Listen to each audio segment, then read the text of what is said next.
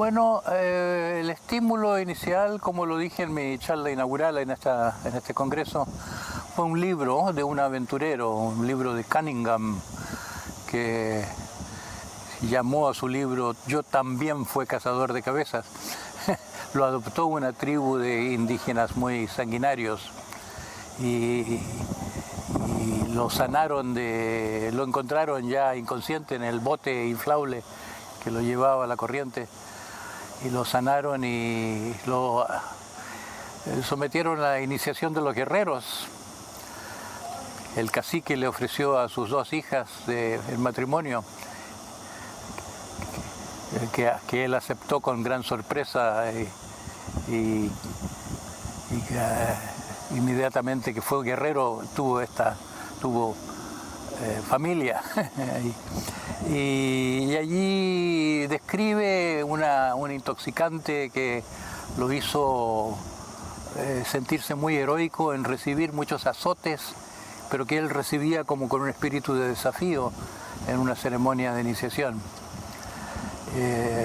Esta imagen me quedó grabada mucho tiempo. Bueno, aquí también he contado en esta conferencia como con Chicho Maturana, que éramos amigos de infancia, pensamos a ir a la jungla como movido por la búsqueda de la ayahuasca, pero sin sentir que podía entenderme con gente tan peligrosa y con una planta no identificada, con qué lenguaje.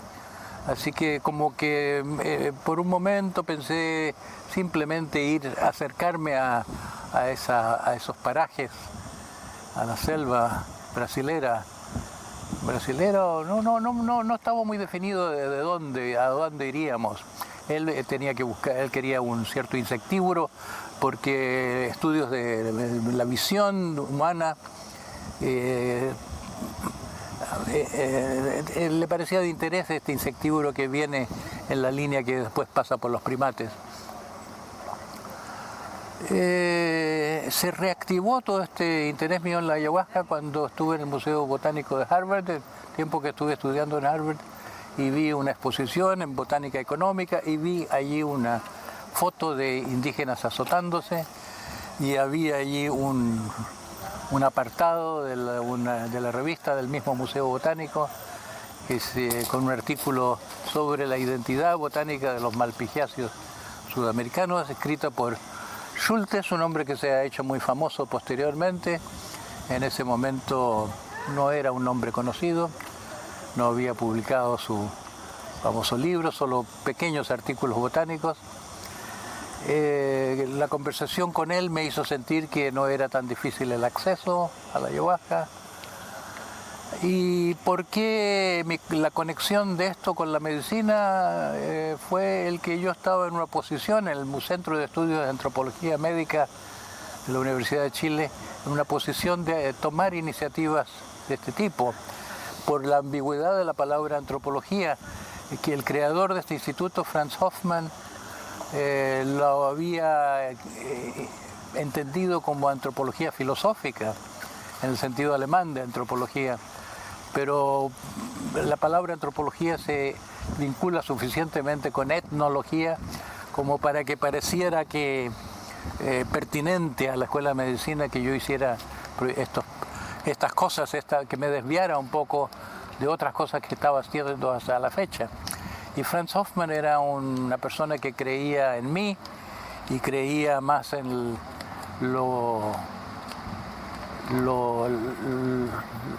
desarrollo espontáneo de las cosas que en la organización impuesta desde una dirección.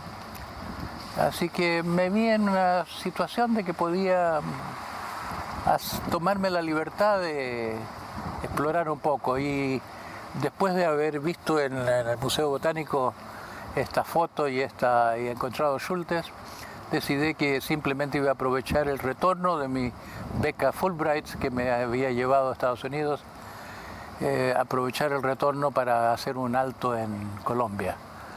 Me fui a Bogotá, de ahí tomé un bus. Era la época en que a veces se asaltaban los autobuses en Colombia y tenían una forma muy elegante y cruel de quitarle la cabeza a los pasajeros dejándoles la lengua afuera. Nunca pude entender por qué no había protesta por esto o por aquello. Era una furia general de los oprimidos contra los opresores y se vengaban en cualquiera, como demostración de este descontento. Así que mi mayor aventura en el Amazonas fue el autobús. Sobrevivir al viaje en autobús a Pesto y luego más adelante. Y allí me embarqué, llegué hasta el río Guamués del Putumayo y alquilé una de estas barcas que son un tronco tallado, vaciado, que un negro del lugar había equipado con un motor sobre la borda, y hice un viaje contracorriente, visité algunos pueblos indígenas o indígenas más bien, que tenían sus cabañas a lo largo de las márgenes, y me dirigí donde los Cofán y en fin, no sé si ya creo que haber contestado la pregunta, que la pregunta fundamentalmente es que yo trabajé en un centro de antropología que me permitía hacer lo que yo quisiera y el olfato me guiaba hacia lo que podía ser un fármaco que yo imaginaba estimulante de una actitud muy corajuda ante la vida, una droga de guerreros que a mí como muchacho tímido me hubiera venido bien.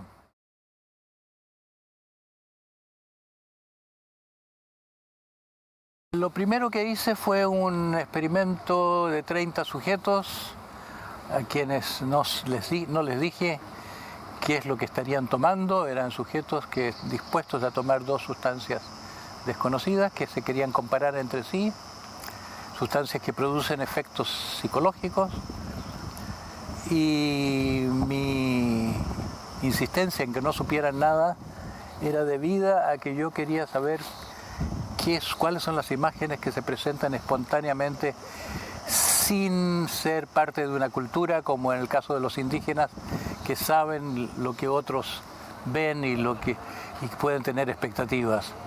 A mí me llamaba mucho la atención que tanta gente volara bajo efectos de la ayahuasca. Quería saber si eso le va a pasar a los chilenos que nada han escuchado sobre la ayahuasca. Y también los tigres, las panteras, las serpientes, águilas.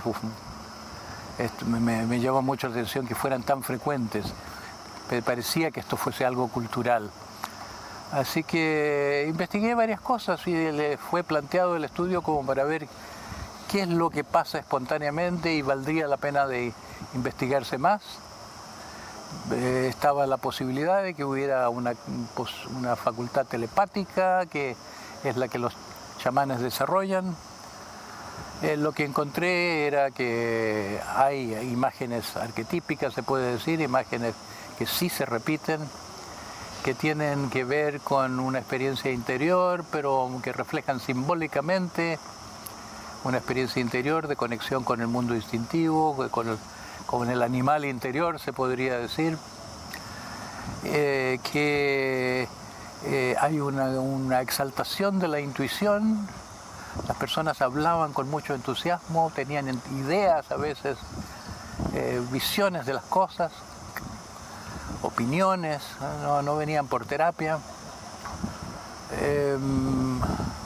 Y uso terapéutico y efectos terapéuticos. Por eso cuando terminado ese estudio, el próximo paso en mi actividad en Chile fue ya terapia psicodélica, y no solo estuve trabajando con los efectos de la hermalina, porque ese fue el alcaloide que elegí, sino que otros fármacos. Tuve un tiempo en los años 60 en que la ley me permitía hacer todos estos experimentos. Me tocó descubrir todo esto que después se llamó los entactógenos o los empatógenos, como ahora el éxtasis. Yo fui el que descubrió el MDA, que después se modificó y se le agregó un un grupo metilo al nitrógeno de la molécula para quitarle un efecto tóxico que tiene el MDA para ciertas personas. Y así que me tocó así la suerte de descubrir toda una categoría de sustancias que son como, no alucinógenos, pero microscopios emocionales, fármacos que ayudan mucho a arreglar la vida de relaciones, muy, muy útiles en psicoterapia. Y también por una conversación con un misionero que conocí, un francés, en casa de gente en Santiago, que cuando me oyó hablar de los tigres de la ayahuasca, le llamó la atención que esto era comparable a los leones en el chamanismo africano. Él era misionero en África, en el Congo, y ahí había oído mucha historia de chamanes brujos allá, brujos que se transforman en leones, y incluso historias de gente que le ha disparado, ha herido a alguno de estos leones, y luego se descubre que el chamán tiene la bala. Parece que en el mundo alucinatorio los chamanes realmente parecen transformarse en leones a la vista de otros que están en el campo, no solo visual, sino en el campo verbal seguramente que se genera ahí en campo dramático, con la visión alucinada. Así que eso me llevó al descubrimiento de la ibogaína, que ahora parece que fuera una de las drogas que está más de moda y que hace más dinero también, porque con esto de sanar a las adicciones está promoviéndose mucho.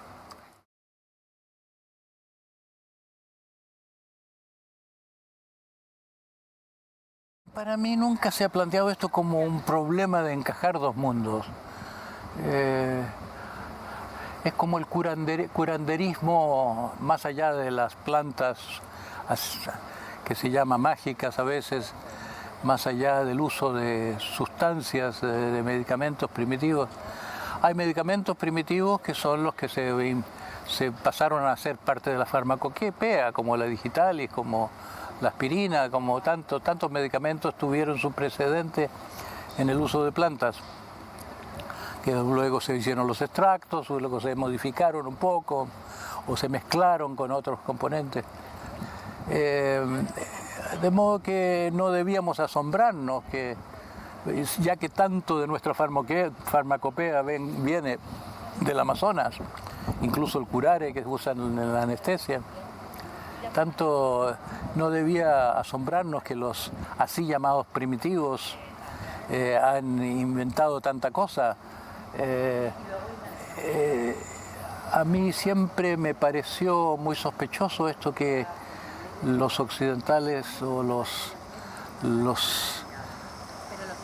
personas que en nuestra cultura hablamos de primitivos o hablamos de los indígenas como subdesarrollados. Siempre me pareció un barbarismo por parte de nosotros y no de ellos. En Colombia me gustó mucho el escuchar que los indígenas hablan de nosotros como sus hermanos menores. Ellos no ponen en duda que tienen una percepción mejor, que ven las cosas más como son, y tienen una actitud un poco indulgente con nosotros que somos tan bárbaros, tan lentos de entendederas. Así, yo simpaticé implícitamente con una posición así, sin pasarla muy por explícito. Nunca tomé en serio eso de la invalidación de los así llamados primitivos. Después, cuando me dediqué al estudio de leyendas, de mitos, ahí me hice explícito por primera vez cómo las interpretaciones que tenían los antropólogos de los mitos como pseudociencia, los mitos como maneras de explicar las estaciones y las plantas, mitos que el héroe se asimila al sol como si fuera presciencia, sin sospechar que los mitos aluden simbólicamente a cosas que nosotros apenas empezamos a entender científicamente en campos como en la psicología transpersonal, como hechos que se refieren al desarrollo superior de la conciencia. Así que no tiene mucho sentido eso para mí encajar una cosa con otra. Siempre fui un admirador de los así llamados primitivos y nunca me creí eso que fueran tan primitivos. Siempre supe que había chamanes y me interesé mucho en el chamanismo. Mi propio ansia de aprender de gente que tiene facultades y capacidades así me hizo admirar en general de esas culturas.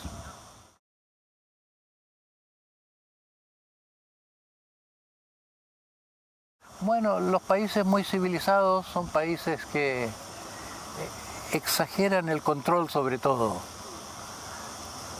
Ahora vengo de Alemania, yo trabajo en Alemania todos los años un poquito y me gusta decirles a los alemanes: ustedes viven en un país en que lo que no está prohibido es obligatorio.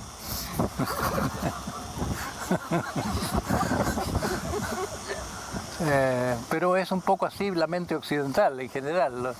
Todo lo tenemos bajo control. Nuestra locura es el sobrecontrol, el que no tenemos fe en los procesos espontáneos, en que la vida se desenvuelve en forma hasta mágica, providencial, digamos, cuando sabemos salirle al encuentro sin ir creando en torno a nosotros un túnel especial que nos separa las cosas.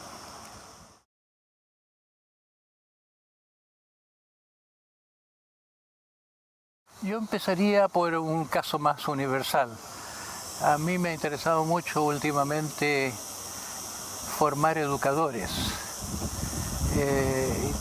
Protesto mucho ante el concepto que se tiene de educar como enseñar. Enseñar no es educar, enseñar es meterle cosas en la cabeza a la gente y en un contexto que hace sentir como que hay los que saben y los que no saben, que son culpables de no saber, ignorantes que no saben. Entonces hay nosotros que sabemos, te vamos a obligar a aprender, y la letra con sangre entra, se solía decir. Es un sistema autoritario, un sistema implícitamente despótico, en que está la gente tan acostumbrada a este despotismo con los niños que no se percibe como despótico. Parece lo natural que los adultos enseñen y le llenen la cabeza de cosas inútiles a los niños, robándoles la vida, robándoles la posibilidad de aprender verdaderamente de su contexto familiar. Bueno, claro, la economía no permite a los padres dedicarse a los hijos.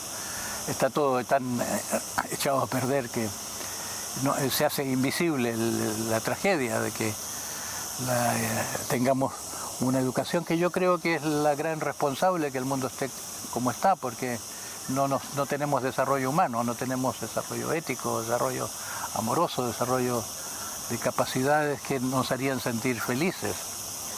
El precio del descontento es muy grande. Entonces, así como yo estoy con esta cruzada de que el concepto de educación cambie para que sea formación y no sea enseñar a enseñar, decía Bernard Shaw, los que saben hacen, los que no saben enseñan. Y habría que agregarle, y los que menos saben enseñan a enseñar.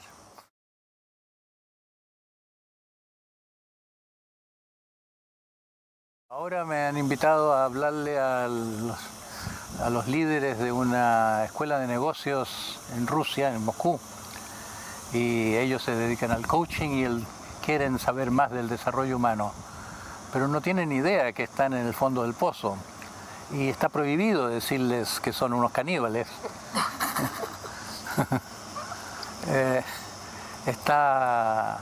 Yo quiero empezar mostrándole un film en que hay un hombre que lleva en la camiseta, dice man, el hombre, y que va avanzando por un camino, ve dos serpientes y se las pone como botas.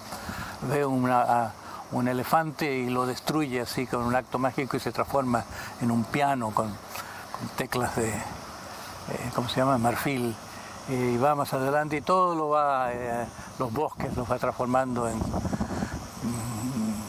madera, y al final se ve este personaje en un gran cono de basura, sentado en la basura.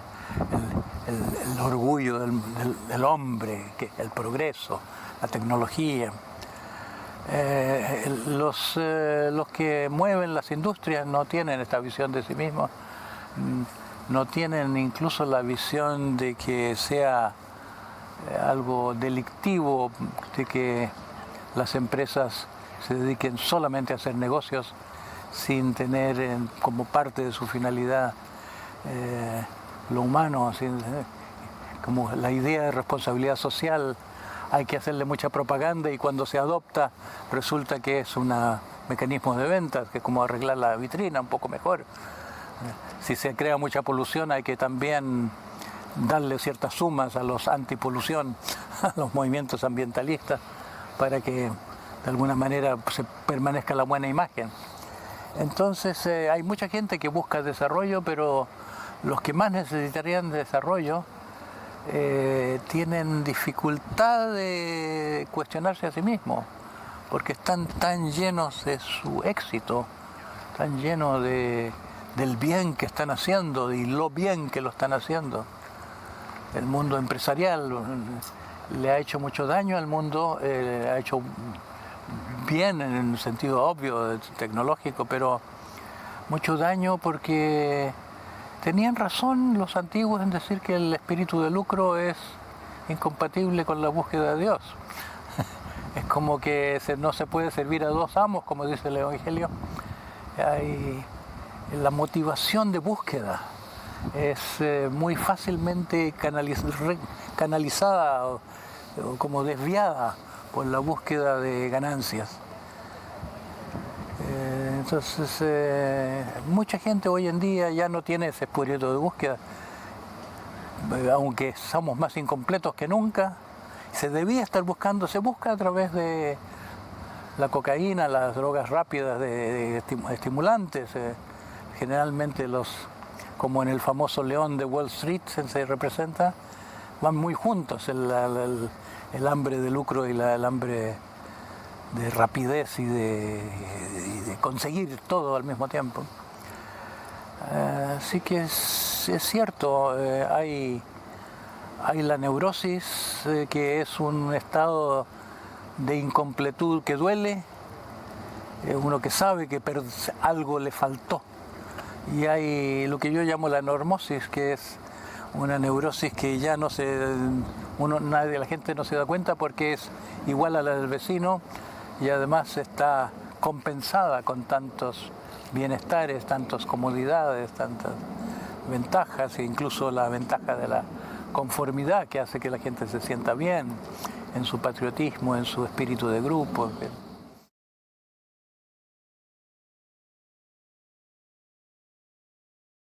Específicamente la ayahuasca, eso fue lo primero que me llamó la atención cuando empecé a experimentar con la ayahuasca. La gente siempre tenía experiencias de gran intuición. Lo que hablaban estaba animado por la comprensión de cosas. Esta comprensión intuitiva, que es una comprensión en que se ven las cosas en su conjunto, en donde pertenecen. No es el pensamiento analítico que va sumando de dos en dos. A mí me parece es una gran pérdida en el mundo contemporáneo que no se registra como tal. Está la pérdida del interés en lo que dice la gente sabia. Hace mucho tiempo que no se enseña en las escuelas lo que han dicho los genios religiosos del mundo, los que han creado culturas. Hay cursos de historia del arte o en la educación normal o cierta visión de estilos artísticos de lo que ha sido el arte a través del... Pero en la religión no, porque domina el parroquialismo, domina la parroquia del lugar.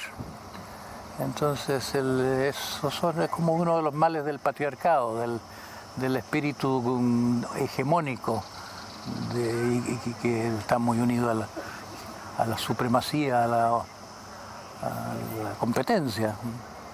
El espíritu occidental no solo es hegemónico en la política, sino que la ciencia como que ha compartido con los partidos políticos. Es el espíritu del fútbol que domina el mundo. Es este partido contra tal partido, la política, las opiniones, las ideologías. Y la ciencia se ha contaminado con eso. Nosotros somos los reyes, nosotros somos los que sabemos, nosotros somos los expertos. Consúltenos a nosotros, nosotros tenemos las grandes respuestas. Como decía un alemán en Chile, decía, para aprender un idioma, primero el verbo, primer día, segundo día el substantivo, tercero adjetivo, después vocabulario, vocabulario, vocabulario para metérselo todo aquí en el culo. La mente obsesiva, precisa, que es racional, diría, y comete errores increíbles por no ver el contexto, por no ver más allá de la razón.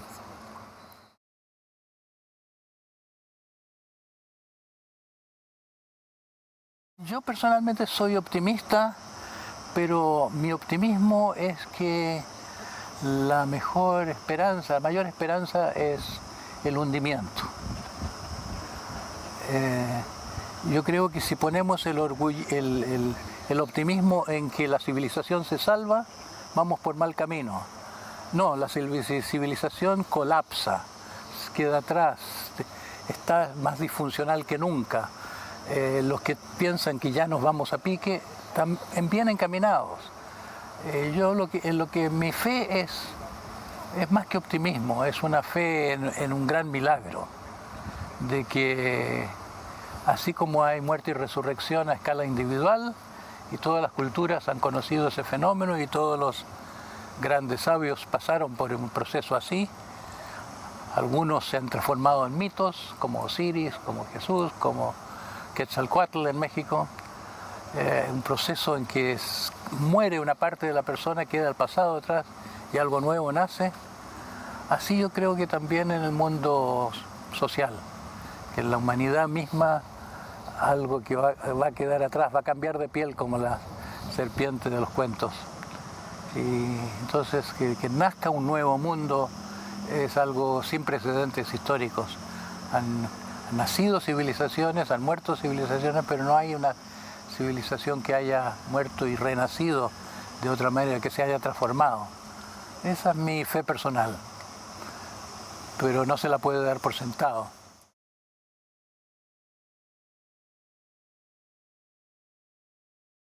Yo creo que grande. Yo tengo la impresión de que ahora que la atención del mundo está en los crímenes económicos, se está descriminalizando estos crímenes triviales de comer lo que uno no debe o tomar lo que uno no debe. Se está poniendo de manifiesto la ridiculez del prohibicionismo y que va a ir entrando este factor y que es un acelerador cultural, un acelerador del desarrollo humano importante. Yo creo que el feminismo y las drogas van a cambiar el mundo. Estaba primero muy sometida el punto de vista de las mujeres, no tenían ninguna percepción política en toda la historia las mujeres ahora. Pero ahora culturalmente está la voz femenina, que es la voz ecológica y la voz del amor. Las consideraciones propiamente humanas frente a lo que son las decisiones políticas, fruto de una ética de guerreros que se complicó en una ética de guerreros en que el arma es el dinero. Ya las armas de metal están quedando anticuadas, basta con teclas del ordenador para matar poblaciones.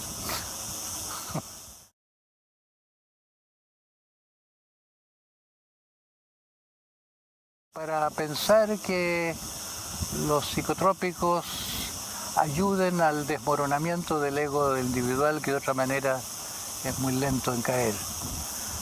Así como el despertar individual se puede acelerar, a veces una sesión cambia una vida,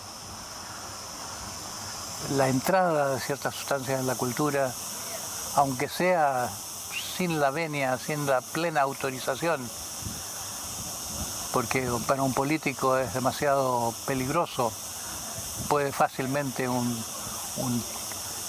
candidato a una presidencia perder popularidad y perder la posibilidad de ser elegido si se pone de partidario de la liberación de las drogas.